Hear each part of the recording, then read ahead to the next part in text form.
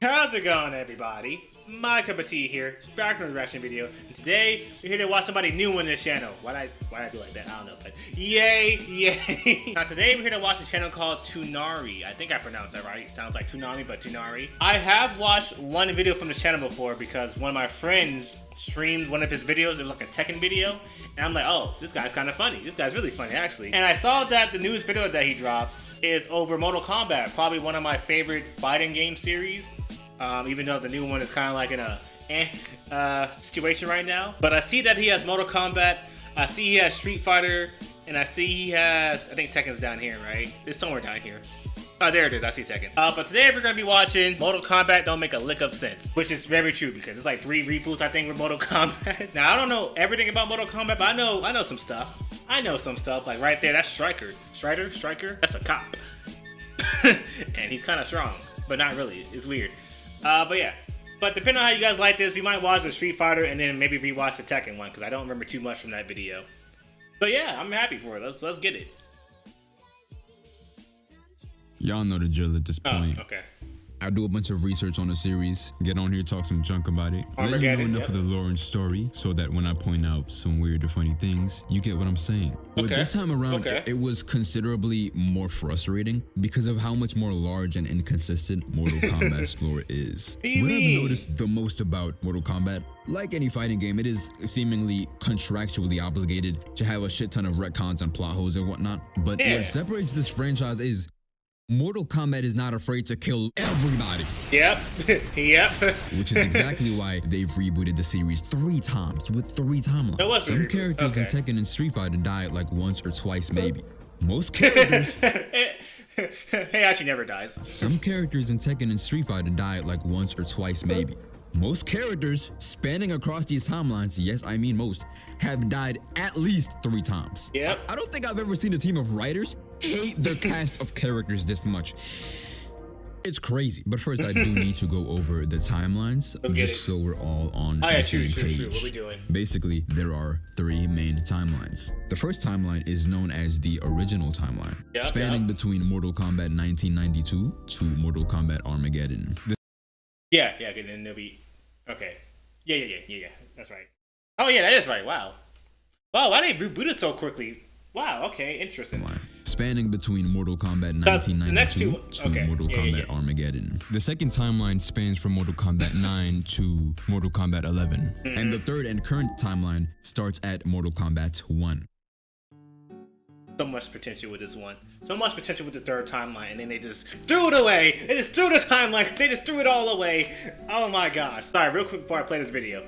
I bought this game, and I was looking forward to story mode because I'm like, oh cool, we're going rebooting. I see they're like not going crazy with it. I was enjoying it until like what, chapter 9, chapter 10. Like, then it just got weird. Then it's like, okay, y'all doing way too much. What are we doing? I thought we were gonna make it simple. What are we doing? Gosh, man. If a man downloaded Pi thinking it's just I there are 5 games. I didn't have to pause it. I didn't have to pause it. Yeah, I won't say too much in case he mentions it, but it's just, man, that was such a it still hurts. Like, why did you do it? And we're back. Mortal Kombat is a tournament that is held once every 50 years by the Elder Gods for the fighters of a realm to versus another realm. This tournament is held for a very specific reason. In order for one realm to conquer another, they had to defeat that realm's greatest warriors in 10 consecutive tournaments, meaning they had to kick that realm's ass for 500 years straight and not lose once. Shao Kahn is the Heihachi, the M. Bison, the big bad of Mortal Kombat, and leader of Outworld, which is a distant realm that has been kicking Earth's ass for 9 tournaments straight. So in this timeline, 450 years. See, I forgot to tell you, niggas in Outworld don't age like we do. Shao Kahn is said to be over like 10,000 years old at this point. On everything I love, please keep that in mind because I'm about to get real loud in a second. All he needs to do is win 1 more tournament to make this 450-year investment worthy. And this is where I talk very briefly about the 100-year-old trope in media, which I'm not a fan of for 2 reasons. One, because it's often used in anime to justify a character looking like a child. And which is two, weird. most of the time it holds no weight at all. Cause how did a 10,000-year-old get beat by some random Chinese nigga? This is some of the. Hold on now. That ain't just any random one. That's Liu Kang. That's bicycle kick Liu Kang right there. Hold on, put respect on Liu Kang's name. 10,000-year-old get beat by some random Chinese nigga. This is some of the craziest plot armor I've ever seen. This is the second game in the franchise, mind you. I promise you, it does not get better for Shao Kahn because the most recent game, Mortal Kombat 1, 30 years later, this man is still 10,000 years old, getting his ass beat by a rice farmer. That one I can't explain. Farmer. That one I Not can't even a explain. final boss or anything. He gets clapped one. He gets clapped 1 hour into the game. That's why I said that he's kind of the head honcho. He in this first timeline. Later on, I have a lot of respect for Shao Kahn, which I will get into why later in the video. But I have just two questions for these Outworld people because it's not just him, it's most of the residents. My question is, what have y'all been doing for 10,000 years to be losing to regular ass people who've been alive for less than 1% of your lifetime? Hey, I don't know, and man. two, how long have you people been living in these circumstances? If you've seen the state of Outworld, you know exactly what I'm talking about. Because everybody's thousands of years old and still walking around into Jerusalem once. You niggas are thousands of years old and nobody know what the fucking HDMI cable is. And nobody has invented Bluetooth yet. Y'all should have every color tooth in the rainbow on some Power Ranger shit. You savages have failed your community. No Colgate, no air conditioning, just magic, reptiles, and ugly ass niggas. Y'all just sound like Australia, but worse. Speaking of Australia, you remember when I said most of the residents were thousands of years old? Well, I feel like Outworld is a good example of why we have no business becoming a multi-planetary civilization. See, Outworld serves as nothing but a looming threat to planet Earth as we know it. And then you got niggas like Kano and Aaron Black who would betray the entire human race to chase a bag. Kano is an Australian mercenary and leader of the crime organization known as the Black Dragon. And Aaron Black, who is not associated with the Black Dragon, and is not black, is a bounty hunter hailing from Texas. I have no idea how either of these guys made it to Outworld. You can only get there by portal, and I'm not sure if you can like just make your own with obsidian blocks or some shit. We already never get along with ourselves on Earth, which is why I'll never understand the push to Mars. If we add another planet to the mix, it's just gonna shed light to some of the most devious suckers we've ever seen. I neglected to mention Shang Tsung, who is a sorcerer that has worked closely with Shao Kahn for hundreds of years. And he has betrayed every kind of living being that has ever existed. Zombie, human, demon, sorcerer, god, reptile. And he's just a random nigga from China. He's not even from Outworld, he just do it for the love of the game. Okay, I thought he was from Outworld. I didn't know he was from Earthrealm. Okay, that's good to know. See, I don't know everything about Mortal Kombat. I missed that somehow. I'll give some credit to Kano and Aaron Black, right? Because if I was a wanted criminal, then I'd probably switch teams too. But my point still stands. Outworld is technically a multi-planetary, multi-race civilization due to multiple realms having already been merged with Outworld. And guess what? Nobody's doing anything to further advance that civilization. Shao Kahn priorities is all the way up ass backwards, trying to invade more realms when Outworld still looked like a fifth world country. Shao Kahn was rich. He had money, Cam. Shao was still robbing people.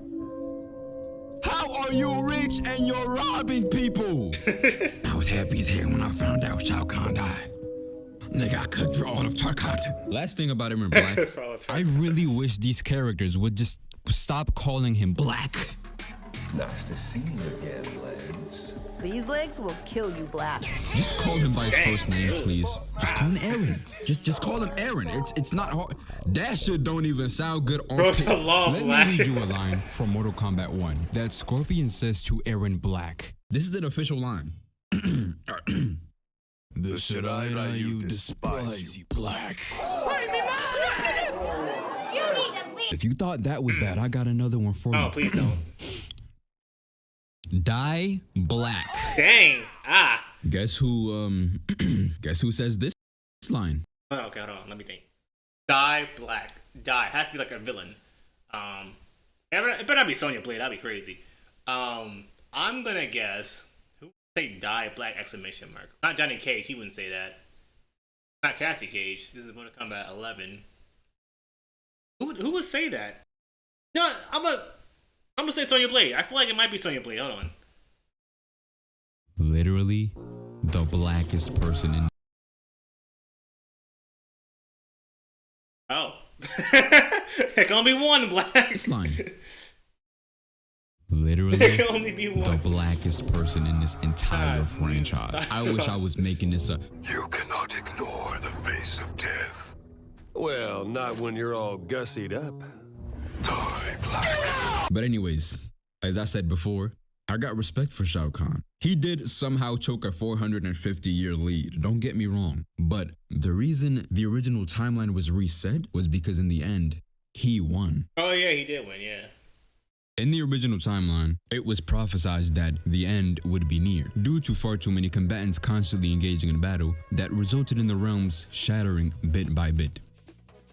Don't ask me how that makes sense. It's a fighting game. Just lock in for me real quick, please. The way that they found an answer to this was with an elemental named Blaze, who they placed at the top of the pyramid. They said the first to reach the top of the pyramid and defeat Blaze basically became a deity of their own. Now, this was essentially a free-for-all with every single Mortal Kombat character that made an appearance up to this date. And with Shao Kahn being the man who would come to defeat Blaze, as well as the only person who survived, his strength increased tenfold and he ended up merging and conquering all the realms. And then after running out of things to conquer, I kid you not, he just went insane. He literally started suffering from success, bro. Seeing as nobody survived, not even Shao Kahn's sanity, this brings us to the very first reboot of the franchise, Mortal Kombat 9. Yeah, no, the first timeline was great. It was great. Characters, so much life, so much death. It was a lot of death. Liu Kang dying was crazy because I think he died in, was it Deception or Deadly Alliance? Or was it Shadow of the Monks? Because he got double teamed by Shang Tsung and Quan Chi. That they turned into a zombie later on. I'm like, whoa, you killed one of the main characters. That's crazy. But yeah, that was great. He had Mortal Kombat 9 to Mortal Kombat 11 that we're about to get into, which was also fun too. That was a fun thing until it wasn't fun. Until it got out of hand again. And we're back. As I said before, this was basically a soft reboot that was a retelling of the first 4 games, except Raiden now knows that the end is coming. How? Just before Shao Kahn had defeated Raiden, Raiden spoke into his broken amulets, telling himself in the past 3 words just before the Mortal Kombat tournament began. He must win. And because of how incredibly vague future Raiden was, Very the vague. whole story of Mortal Kombat 9 just Raiden consisted the of Raiden being a desperate, nervous wreck, trying to figure out who he is, which then causes so many unnecessary bodies. Basically, for most of Mortal Kombat 9, he's trying to prevent Shao Kahn and friends from invading and winning the tournaments. Remember that at this point, we've gone back into the past to where Shao Kahn still needs one more win to conquer Earth. Liu Kang wins again, but Shang Tsung convinces Shao to press Earthrealm to do another tournament. This time on his terms with home court advantage. Raiden, having this vision of his from the future, causes him to make a lot of decisions on the fly in hopes that it would steer the fate of Earthrealm within his desired path. One of these decisions, for some reason, includes letting Sub-Zero get kidnapped in front of everybody. After hearing of the original Sub-Zero, Bihan, and his demise by the hands of Scorpion. The Shirai Ryu are dead. You will suffer as they did. To hell with your clan. No, to hell with you. Bihan's little brother, Kuai Liang, travels to the Coliseum in Outworld where the tournament is being held. Literally walks up to Shao Kahn and demands to fight Scorpion now. Shao then proceeds to honor his demands, and then they get to squabbling. You feel me? Just as Kuai Liang was about to deliver the finishing move, these robots come out of nowhere. Again? You ever seen a nigga get jumped cybernetically? 6 Lin Kuei robot goons surround Sub-Zero and beat his ass.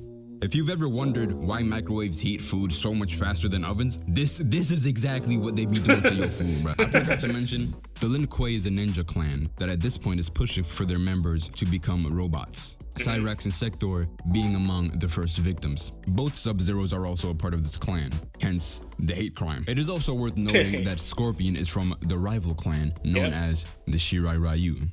You know, the one that despises black. This might have been one of the single most avoidable moments in all of Mortal Kombat. They were surrounded Sub-Zero for a good like 3 minutes, and nothing else was going on in these 3 minutes. Smoke tries to step in and help his friend, but Raiden stops him and says, "You cannot save him." Mind you, Raiden literally helped Smoke, who is in the same predicament. Raiden must have some type of beef with Kuai Liang because he stopped everybody else from trying to help. He wild for still teaming up with the good side. If I was Kuai Liang, I would have hated everybody there forever. What's 100% definitely. What's even weirder is that the very next game, he's no longer Cyber Sub-Zero. Why? I don't know. Shortly after this, Raiden thinks, he must win. Maybe I was talking about Kung Lao. Maybe he must win. Now, Kung Lao, if you don't know, is... Kung Lao must win. That's a knee slapper of a joke right there. That's a knee slapper of a joke right there. Kung Lao winning. Hilarious. Maybe I was talking about Kung Lao. Maybe he must win. Now, Kung Lao, if you don't know, is a Shaolin monk who is best buddies with Liu Kang since the first game. So they go way back. He has a bit of an ego, but it's okay because he's always been able to back it up. He beats up Shang Tsung and Quan Chi in a 2v1. And that reminds me, Shang Tsung is supposed to be Chinese in this game. I don't know why he looks Puerto Rican. Now, after beating these three, Raiden and friends watch Shao Kahn literally walk up behind this nigga and snap his neck. Man, I say Raiden and friends, but I'm looking the hardest at Raiden because his last words was talking to you and you were looking dead in his face. There's no way you didn't see that coming. Kung Lao's death is my fault. It is. I encouraged him. We know. We know. Fast forward in the story, Shang Tsung had failed Shao twice at this point. Shao Kahn is finished. Melina is his heir. She should rule. Melina? She exists only because of my sorcery. Suck! I ain't never said you was nice, nigga. Emperor. You live. I ain't even want you on the team. Fuck is you talking about, bitch? Want your subtitles. You're a pretty boy ass, prima donna ass nigga. Leading Shao Kahn to just straight up rob this man of his soul and give it to Sindel, who was revived by Quan Chi, who is another sorcerer that often works alongside Shao Kahn. It's worth noting that Katana is Sindel's daughter. Trust me, keep that shit in mind. Sindel is revived and given Shang Tsung's soul, which makes her twice as powerful. And she's basically told to go over to Earthrealm and fucks it up. This leads to the craziest ass-whoopery whoop-assery that I've ever seen done on actually important characters. We've all seen movies and shows and games where a character wins a 1v5 or 1v10 or 1v20 or 1v50. But never when they do it against real characters as opposed to just nameless fodder. She was in a cut looking like a damn Viltrumite against starting 5 roster lineup. Stryker in a cut looking like a damn Viltrumite against starting 5 roster lineups. Stryker clapped. Dang. Jade clapped. Jax clapped. Smoke smoked. Cabal caballed. Katana, yes, her own daughter. Cyber Sub-Zero, the guy that 2v1 2 giant 4-armed muscular dudes. He got smacked with a 3-piece combo, and apparently that was all it took. No sides, no drinks, no sauce, no nothing. The only way they got rid of Shorty was because of Nightwolf, who had to sacrifice himself in the process. Johnny and Sonya miraculously survived this encounter. I genuinely don't know how, because not even Sindel survived this. Needless to say, all of this would have been avoided if y'all actually jumped her and not fight her one-on-one. But whatever, man. This moment was still raw like 12 years later, but what was going on in that writer's team, man? We want bodies, we want bodies. Years later, but what was going on in that writer's team, man? Some of the characters I've named, I've not said anything about yet, but I want to highlight one of them specifically. Since Mortal Kombat 3, we've had quite an interesting character on the roster. And no, I'm not talking about the 4-armed, half-naked guy that kind of looks like Mike Tyson in a face. I'm also not talking about the Centaur that was briefly a Minotaur and back to a Centaur for some reason. I'm talking about Stryker. One of the most regular characters, and because of that, one of the weirdest. Like, this guy is just a police officer, bro. Why are you here? But it's there's a weirder character than the Stryker. Mocap guy. The mocap guy, best guy. It's not just that. See, his bio says that he's quite exceptional at his job. He was once decorated for single-handedly thwarting the terrorists in the famous Greenberg Tower incident and for rescuing passengers of a speeding bus rigged to explode. That all sounds like quite the amazing heroic activity, but I just find it interesting that we have absolutely no footage from either of those situations. I've never heard of the Greenberg Tower incident personally. I don't know about you, but what we do have footage of is New York's finest yelling at the top of his lungs, "Police brutality coming up!" We got that line. Police officer on record saying this multiple times to multiple different people for 13 years. How the f is he still in the police force? They got your ass on camera. Niggas ain't got me in no fucking camera. This is the clearest video I've ever seen. I forgot he says that. Shit ever. This is 4K. Please, Brandon, please. How did they get you in 4K? I gotta watch old that shit again. Those clips. Apparently, he's like the strongest, most regular dude ever, because in his chapter, New York is getting invaded by Outworld, and he has no idea what is going on, yet is single-handedly beating up Reptile and Kentaro and Ermac in that order. Ermac too? Enough of this. It's you and me, freak show. Round 1. Fight. Reptile makes sense, kind of. Round 1. This is more kind of unbelievable. Now this is very unbelievable. Him beating Ermac. Will have your soul. Yeah, come and get it. But like, how did he beat Ermac? He got a hold of Stryker, and he could have ended that chapter right then and there, and we'd move on to the next character. But for some reason, he got a hold of him and tossed him into the subway. Man, imagine having the power of telepathy and still losing. This telepathy shit is not cut out for you. Just go ahead and start flipping patties, bro. Because how did you still lose? Some of these guys in Mortal Kombat is just like, how are you losing? The power scaling in this game, the power scaling in Mortal Kombat is insane. It doesn't make sense. It doesn't make sense. Intermission. We don't question the power skill in Mortal Kombat. We just watch it. We just play the games. Yeah, the power scaling might be worse than Dragon Ball Z sometimes, or Dragon Ball sometimes. Like, Ermac losing to a normal guy with a gun, police brutality? Like, what are we doing here? Johnny Cage being the one who can, like, basically, he might mention it. I won't say it unless he mentions it. Unless he doesn't mention it, I'll say it. But, no, it's crazy. It's crazy. It's like, these normal humans are better than these people that have been training for, like, are fighting for, like, 1,000 years plus. And then Shao Kahn. Shao Kahn. Oh, we're back. Oh, shoot. Okay. No, Raiden. Raiden is a bum. Raiden's a bum. Until something happens. Mainly a bum. Now, up until this point, I've not said much about the two poster boys of the franchise, Scorpion and Sub-Zero. For most of these games, they despise each other. Being members of rival clans have to do with it naturally, but Bihan is said to have been responsible for the death of Hanzo Hasashi's family. Hanzo, in turn, seeks revenge for them and succeeds, but only for Bihan's brother, Tundra, or Kuai Liang, to take his title on his mission for vengeance for his brother. But starting in Mortal Kombat 10, going into 11, they become friends, despite their history, which was honestly super wholesome to see. It was. I say all of this because now in Mortal Kombat 1, instead of Kuai Liang becoming Sub-Zero after Bihan's demise, Kuai Liang is Scorpion and Bihan is Sub-Zero. Which is a crazy This is one of the many changes that occurred in Mortal Kombat 1. Crazy twist in one. Shao Kahn is now General Shao, and Liu Kang and Raiden's role are switched. So Liu Kang is the deity, and Raiden is Earthrealm's humble champion. With Liu Kang being the creator of this timeline, this is the first Mortal Kombat where I'm asking myself, how are half of these people Mortal Kombat characters? Okay. Before that, like, he skipped over some stuff, but I think it makes sense. But yeah, basically in Mortal Kombat 10, we're talking about normal humans being super strong. Either Johnny Cage or his daughter Cassie Cage was the one who beat a god to save the world. I'm like, how do you beat a god? Well, how? I mean, he has like some crazy power, some little green power thing, but it's just like, what?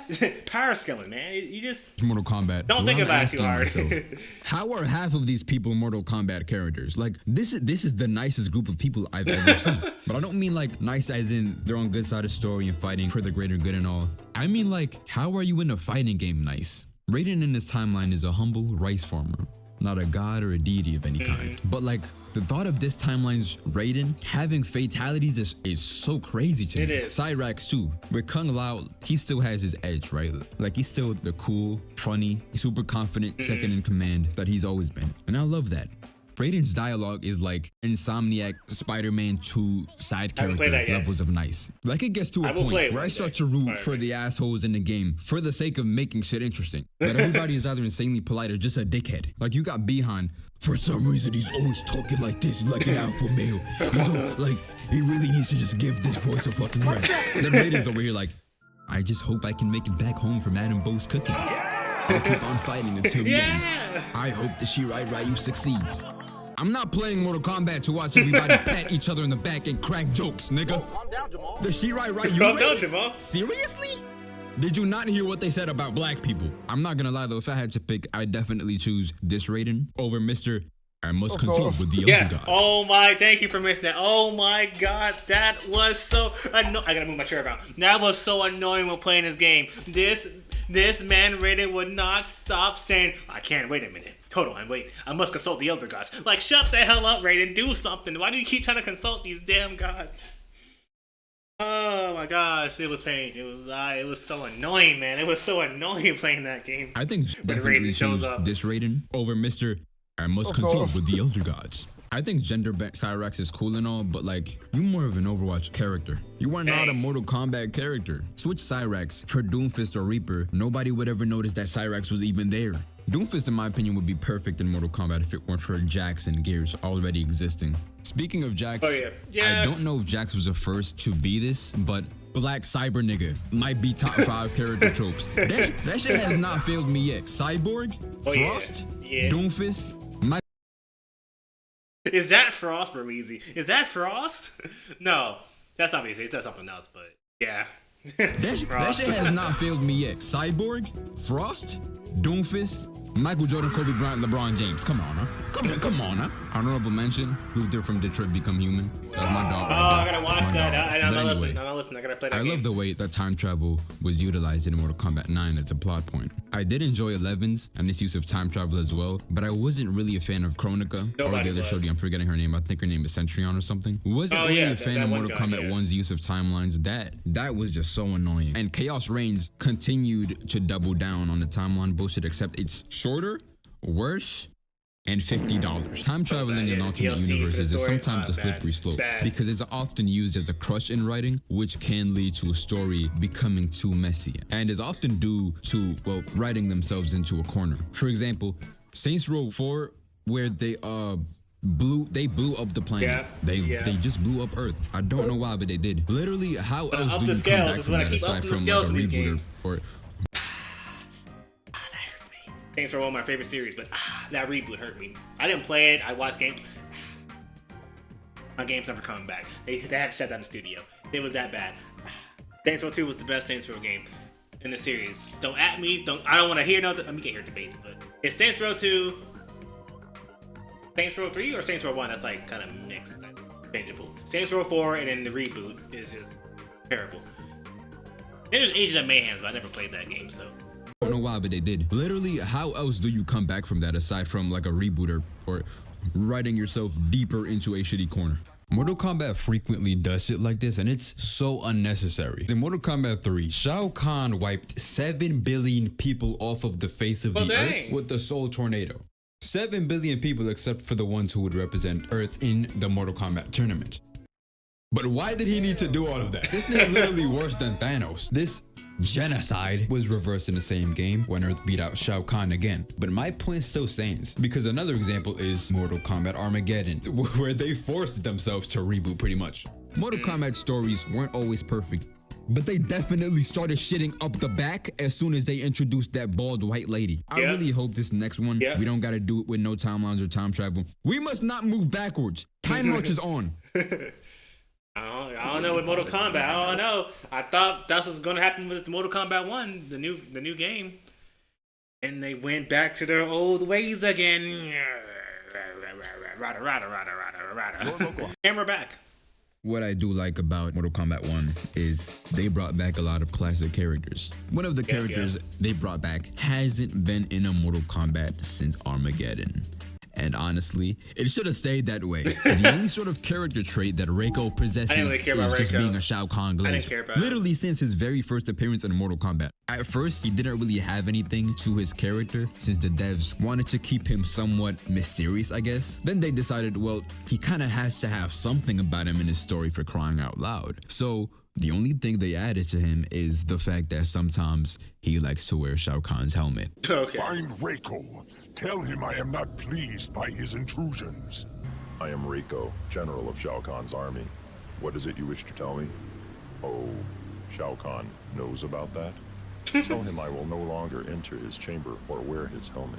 But just between us, his helmet will belong to me in due time. Since then, he's just been a fat-ass dick rider. This dude be doing the craziest tricks on it, man. Not even 2 seconds into his character ending in Mortal Kombat 1. He's already talking about Shao Kahn. It's the first person you see in Reiko's, and saying Shao Kahn within the first 3 words is crazy. At least introduce yourself. My name is Reiko. At least, nigga, shit. This mission gladly. I can think of no greater honor than to give my life in service. At the very least, you can tell that Shao Kahn actually cares about Reiko, since Reiko is his second in command and he's raised Reiko since he was a little boy. Whether he did a good job or not is extremely debatable. I personally don't think so. Another big issue I want to bring up is a serious issue with the game's retcons. But I'm not talking about story retcons, no, because I feel like there are too many retcons in a story to the point where I don't even want to bother this video with just drag. I'm talking, they be retconning these niggas' faces in every single game. The same character will look a completely different person in the next game. Now, I've seen this point brought up by another YouTuber, so I'm going to very quickly play this clip just so I can add to their points.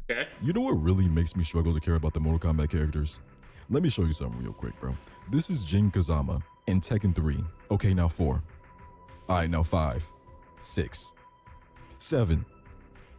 Now take a look at Katana. I'm not even gonna show you what she looked like in DC 9 or 10. I'm gonna show you what she looked like in 11, the last game. Now, to be fair, some faces in Tekken have slight changes with the years, which is a given, obviously. But Mortal Kombat doesn't even try to make them look like the same person. The only exception I'll maybe give is for Bi-Han and Kuai Liang. Given that Sub-Zero and Scorpion are now brothers, that could warrant a change in the face. But also Reptile, since within the current timeline, he's now able to shapeshift to a human form, whereas in previous timelines, he was kind of just a lizard dude. But then everybody else's faces changed anyways, including Melina and Katana, who were already twins to begin with. But it's not that anybody is ugly or unattractive and that's why I'm upset, no. And it's not so much the faces changing up to the point of Mortal Kombat 11 for me. My issue is more so the changes from Mortal Kombat 11 to 1. That was so fucking unnecessary. Genuinely, why? Now, this isn't the case for all characters, obviously. Baraka has the same exact face in every single Mortal Kombat game. You'd have to try extremely hard to mess up Baraka's design. Ugly ass bald nigga with mad teeth. So much teeth that it is biologically impossible for him to say his own name, let alone like most of the lines that he says in every game. Aaron Black is the same exact person in 10 and 11. Word for word, bar for bar, and that's how it should be. But then you have Shang Tsung, who is one of the craziest examples of this. Like, I'm sorry, do my eyes deceive me, or is Shang Tsung wearing a do-rag in Mortal Kombat 2? These two are the same characters. That's not real. This is supposed to be a Chinese man, and for some reason he looks like Cat Williams in the face. Like, I get that he's a shapeshifter, which means that whether it's intentional or not, him looking like 5 different people is low-key still in character for him. But by that metric, Liu Kang should also be a shapeshifter, because damn, bro. Y'all think Shang Tsung is passing a wave check? What? I'm just saying, if Norman Osborn can have waves, why not this thing? Regardless, I feel like most characters are still recognizable through their design. So realistically, it isn't that much just of like an a crazy issue. change But it is so unbelievably weird that they can't ever stick to just one face. Now, just as Akane says, it's making it extremely hard to develop any sort of connection to these characters. I mean, who is this man? I truly believe everybody looked and sounded their best in Mortal Kombat 11. Liu Kang, Shang Tsung, Shao Kahn. No offense, bro. Don't take that mask off ever. Don't listen to Tyler. Put that shit back on, please. Katana, Melina. This is the only version of Melina where honestly, I would. But I have to lock him up. Nah. No way. Nah.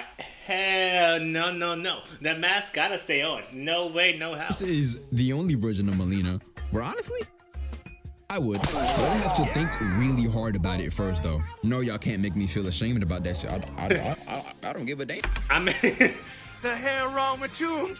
Hey, yo! Now, I've talked about mostly everything I want to talk about for these games, except for one last thing. Just one more thing. Mortal Kombat got some of the goofiest fighting stances I've ever seen. And I feel like I'm going crazy looking at these stances because nobody ever points them out in the comments. Man, imagine you get in a heated argument with somebody and they start doing this. Hey, leave my boy Havoc alone. Crackhead just doing shit, or you about to get beat so bad you gonna start juggling you mid-air in real life. But either way, this stance is insane. Who taught this nigga how to fight? I don't know what the fuck was going on in Mortal Kombat 4, but nearly everybody just got a dumbass stance. Smoke has the same stance as like 5 other characters in some of these games, but the only difference is it looks like he fucking reeks. God damn. This is the type of dude that you gotta buy deodorant for his birthday. I already told him. Stop messing with that 13-in-1. And look, I get that this is supposed to be a karate stance, and I know I keep saying I'm sorry when I'm truly not. But I'm sorry. Nobody named Jonathan Carlton should be hitting this pose, bro. Jonathan Carlton. Whoever came up with the nickname Johnny Cage saved that man's life. I swear. I'm not calling him no Jonathan Carlton. Most stances are based off of real fighting styles, like Shang Tsung's being based off of snake-style Shaolin Kung Fu. But when he uses his sword, his stance changed to this. What fighting style is this based off, nigga? What kind of tactical advantage could you possibly gain in combat by doing that shit with your shoulders? Like, this is exactly what I'm talking about with this series. I don't know why, but every Mortal Kombat up until 9 just feels like everybody in the writer's room was trying to cook up some of the goofiest fighting stances for some of these characters, bro. Maybe some of them were supposed to look like that, but like, Shang Tsung, I promise you don't gotta do that shit with your shoulders, bruh. No, he has to. It makes so much sense. It makes the stance even better. The sword swings even better. When he goes from this to hiya or hiya, it's unpredictable. You're like, oh, what's he about to do? And all of a sudden, the sword just hits you. You can't predict that. You can't predict this pattern. You can't predict that pattern when someone has a sword in their hand. There's no way. It's not feasible. It's not possible. And we're back. You can say, what is going on with my voice, man? You can say what you want about Mortal Kombat, but I have to admit, they've always put a lot of effort into the storytelling. Oh yeah, definitely. Unfortunately, that doesn't make them good. However, it would be wrong for me not to commend the effort put into them since the very first installment. The character bios, the dialogue between fights, the story modes, the choreography, etc. Like, for a fighting game, they were always ahead of their time because most other fighting games did not have as much emphasis on world building and character lore. That's not even to mention the arcade endings. I feel like just by the character dialogue, they are still way ahead in storytelling compared to their competitors. Yeah, not anymore though, since they shortened the dialogue interactions to just 2 lines in Mortal Kombat 1 as opposed to 3. We are many. We are many more. We are many more, but infinity times infinity, no paybacks. Mortal Kombat 11 was definitely the peak of character interactions in fighting games, in my opinion. No, wait. That and also Tekken Tag Tournament 2. Those 2 games are like the peak of character interactions. I haven't played that game. I personally don't think they should do, I don't know what's going on with my voice, man. Cameos for the next game. That's a cool concept and it does allow for like really cool looking combos. But in my opinion, it's just a half-assed tag team game. Yeah, we didn't like the camel style and cool at first when the game was coming out, but we rather just have, actual playable characters we just tag into. Like, that would have been more preferred. Like, I would have preferred that way more than the cameo system.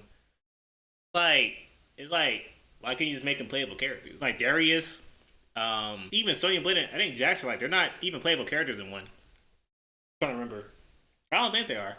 I could be wrong. I kind of understand, but it's just weird. Like, you kind of missed the mark there. Really cool looking combos. Hopefully the next Mortal Kombat, in my Kombat, opinion, it's just a half-assed they made tag team characters. game. And I would much rather a Mortal Kombat that fully commits to the tag team concept, or not at all.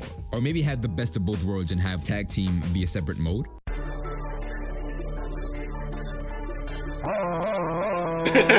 But I also would love to see them introduce the Conquest mode again. This was basically an open world version of Mortal Kombat where you could like walk around the realms and take a bunch of quests from people and shit. A modern version of this would be really cool in my opinion. Deception was entirely ahead of its time with that mode. I gotta play Deception. One of my earliest memories with Mortal Kombat. That as well as Mortal Kombat versus DCU and Mortal Kombat 9. I think nowadays, more than ever, would fit perfectly within today's fighting game atmosphere. What with Street Fighter 6 having World Tour and Tekken 8 with the elements of Tekken Force and Scenario campaign in its story. The story mode in Tekken 6 was co-op as well. That game was so ahead of its time for some reason. Bonus points if you can like make a character, but if I had to play as Raiden or something, I wouldn't mind. Impressive. Anyways, that is all for today's video. Thank you for your time. Have a blessed day. And it's the Shirai Ryu till I die. No, not the Shirai Ryu. You don't mean that. You don't mean that. Shirai Ryu till I die. All them niggas. You don't mean that. They're cool. That's Scorpion, my favorite character from Mortal Kombat. Come on now. Hey. Hey. Hey. Get over here. And that was fun. That was fun. Funny video. Oh, what song is this?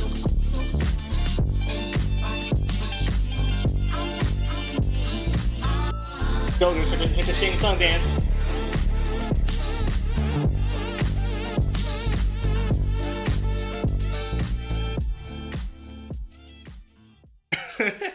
That was really fun. That was really fun. Okay, Toonarii, I'm gonna figure out your name one day. Now, hey, ease up with my boy on the Shirai Ryu. Ease up on Scorpion and his clan. Come on now. Fun fact, in Mortal Kombat 9, I don't know about the other timelines, but Mortal Kombat 9, when Scorpion said that basically Sub-Zero killed his clan, it was actually Quan Chi who played like a trick on him. Like, I forgot what he did, but it was really Quan Chi that killed his clan. And when Scorpion found out about this in Mortal Kombat 9, he's like, oh, bet? Okay, let me get revenge. And he got revenge on Quan Chi. And I think that's why they became friends. Quan Chi, oh, whoa, Naruto and Hinge. I am so far behind on that. We have to... Hey, now, hold on now. The one day, we're gonna go back to it. One day, but not now. Not now, please. I forgot I was about to say it now. I forgot everything I was saying. Oh, man. But, no. That was fun. That was fun. Let me give you a subscribe real quick, because I will definitely be back. Yeah, if you guys like that, we can hit up Street Fighter or Tekken next, or some other videos on this channel. I am down for that. I like his content, his style of humor. I like it. Mortal Kombat, you strange game. 3 reboots. The most recent one, you went too far. You went way too universe. Like, you did too much in the new one. It's like, dang. Like, at least wait for another game to come out if you want to do something like this. Like, dang, no build up. Like, you just rushing through these things. I was like, oh, cool, we're getting a new villain in Mortal Kombat 1. Yay. JK is actually Shang Tsung again. Why? Why are we doing this? You don't have to go extreme. It's a reboot. We can start low and work our way up to extreme levels. Why are we doing this now? The first game. Natara came back. Megan Fox came back. Like, what are we doing? We got Havoc back. What are we doing? Let's build these stuff up. But like I said, this was fun. I believe my favorite Mortal Kombat would be Shaolin Monks, but I never got to finish that game, so I'd probably say either Deadly Alliance or maybe Mortal Kombat 9. I didn't play too much for 10 or 11 because that was around the time I stopped getting the fighting games, so I missed out on like the peak of the fighting. Because I know Mortal Kombat 10 is like beloved for a fighting aspect. Yeah, I'd probably say Deadly Alliance. But Armageddon had like Deadly Alliance and Armageddon had like the extra game modes like Mario, like the kart games, like Mario Kart games, or like chess, or some wacky stuff like puzzles and whatnot. Every wacky game. Go back to that, please. Go back to them wacky shenanigan games and mini games. I loved them. They were fun. And bring back Conquest mode too. Bring that back. No invasion mode. No. Don't do that. No. Bring back the crypt as well. That was cool to go through. Sometimes I got jump scared. I got jump scared really bad at one crypt. I think it was Mortal Kombat 10 or 11. They got me good. They got me good. We're gonna head out of here now. Let me stop gushing over Mortal Kombat because I can talk for quite a bit about this series. But yeah. Hope you enjoyed my reaction, and thank you for watching. My cup of tea is out of here. Deuces, everybody. He really brought up that memory of to consult the other gods. I must consult the other gods. Like, oh my gosh. Raiden was so annoying when that happened. But luckily, I think at the end of Mortal Kombat 9 or 10, he became like evil Raiden or dark Raiden. And so he was getting stuff done, but he was evil. But I'm like, alright, I like you kind of now. I like you a little bit now because you're getting stuff done. And you're not consulting the elder gods anymore. But he got out of hand fast. He got out of hand fast, I believe, in that